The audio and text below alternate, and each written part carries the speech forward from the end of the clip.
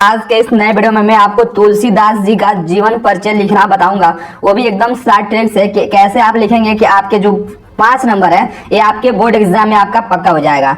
देखिए, आपको केवल 7 पॉइंट को याद करना है और इन 7 पॉइंट पे यदि आप फोकस कर लेते हैं तो आप किन्हीं का भी जीवन परिचय आप अच्छे से लिख देंगे। यदि आप जीवन परिचय को अच्छे ढंग से लिखेंगे तो आपके इसमें एक भी नंबर नहीं कटता है। जीवन परिचय को लिखने के बाद से आपको इनकी प्रमुख रचना आपको याद रहनी चाहिए। देखिए फ्रेंड्स, यहाँ पे गोस्वामी तुलसीदास जी हैं, इनका जीवन परिचय कैसे लिखना है। देखिए, आप जिंदगी भर नहीं बोलेंगे, आपको केवल 7 पॉइंट को अच्छे से तैयार कर लेना है, वो भी एकदम बिल्कुल ट्रिक के साथ।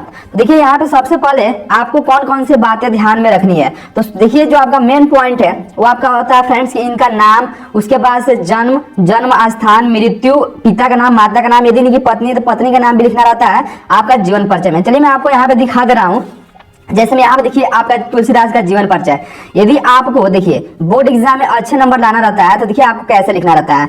सबसे पहले आप यहाँ पे लिखेंगे जीवन परिचय और देखिए आपका प्रश्नोत्तर संख्या 26। यहाँ पे देखिए फ्रेंड्स आपका प्रश्नोत्तर संख्या कौन सा है, तो प्रश्नोत्तर संख्या 26 का ख है और ख में आपका पहला दिया है। तो यहाँ पे आप लिखेंगे, देखिए सबसे पहले ऊपर लिखेंगे कि प्रश्नोत्तर संख्या 26 का ख और पहला आपका है तुलसीदास।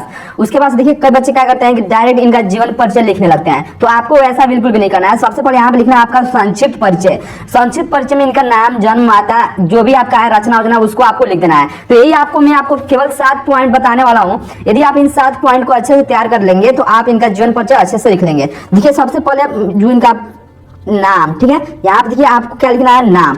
तो नाम में आप क्या लिखेंगे, तुलसीदास। यहाँ पे लिखेंगे तुलसीदास। अब देखिए फ्रेंड्स, यहाँ पे आप क्या लिखेंगे, तुलसीदास हो गया। अब लिखेंगे जन्म, ठीक है, यहाँ पे लिखेंगे जन्म स्थान।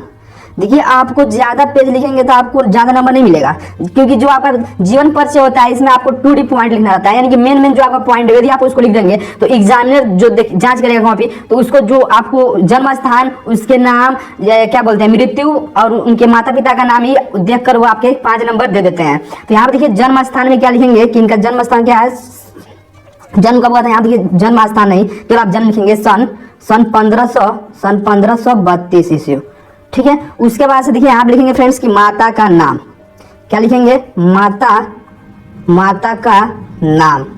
देखिए माता का नाम में क्या लिखेंगे कि इनका माता का नाम क्या था, हुलसी था।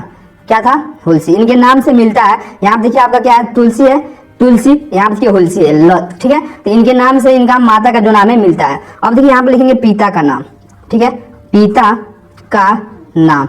तो पिता का नाम इनका क्या था फ्रेंड्स, तो वो देखिए तुलसीदास के पिताजी का नाम था आत्माराम दुबे। तो यहाँ पे लिखेंगे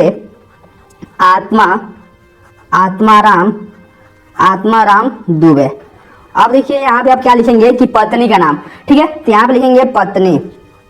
इनकी पत्नी का नाम क्या था, तुलसीदास जी की पत्नी का नाम था रत्नावली। क्या था, रत्नावली था, ठीक है। तो ऐसे आप लिख देंगे। उसके बाद से आपको क्या लिखना है, मृत्यु लिख देना है, इनकी मृत्यु, ठीक है। मृत्यु कब हुई थी, तो देखिए मृत्यु हुई थी सन 1623 ईस्वी। और कहाँ हुआ था, काशी। कहाँ हुआ था, काशी में हुआ था। अब देखिए यहाँ पे इतना लिखने के बाद से आपको क्या लिखना है, रचनाएं। इनकी रचनाएं जो है, रचनाएं आपको 2 नंबर इस पे मिलता है। तो रचनाएं में आपको क्या लिख देना है, देखिए इनकी रचनाएं क्या है, विनय पत्रिका है, यहाँ लिख देंगे विनय पत्रिका।